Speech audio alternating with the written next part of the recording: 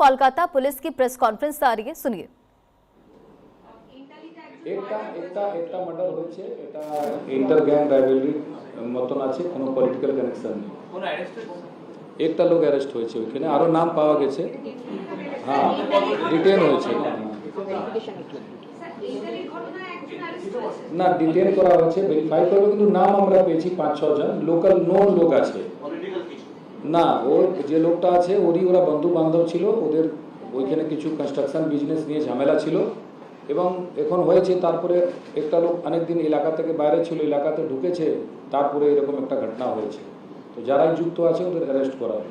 Sir, reports are coming in that some security have been withdrawn from the former chief minister's residence and also Vishal Banerjee's residence. If you can just little elaborate on that. একটা extra deployment ছিল এখানে, depending on the sensitivity of the area, ওটা scale down করা হয়েছে। কিন্তু যে security ক্যাটেগরাইজেশন আছে এই ব্যাপারে আমি বলতে পারি না, কেন ওটা ডাইরেক্টরেট অফ সিকিউরিটি ডিসাইড করে। But still what I can tell you that as per the categorization existing as on date, that is there, that deployment is there on the ground.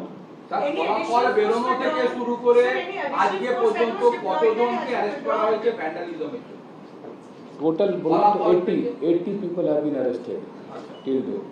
এবং এদের বিরুদ্ধে কি লিগ্যাল প্রসিডিং শুরু হয়েছে? হ্যাঁ, যেটা preventive যদি করা হয়েছে বা স্পেসিফিক কেসে অ্যারেস্ট হয়েছে 65, প্রিভেন্টিভে 15টা লোক অ্যারেস্ট হয়েছে। Sir, over and above the security category that was given to them, the additional force which was there, And the residents and officers. It is not over and above. तो देखिए, Kolkata police की तरफ से ये press conference की जा रही थी जिसमें तमाम जानकारी यहाँ पर साझा की गई।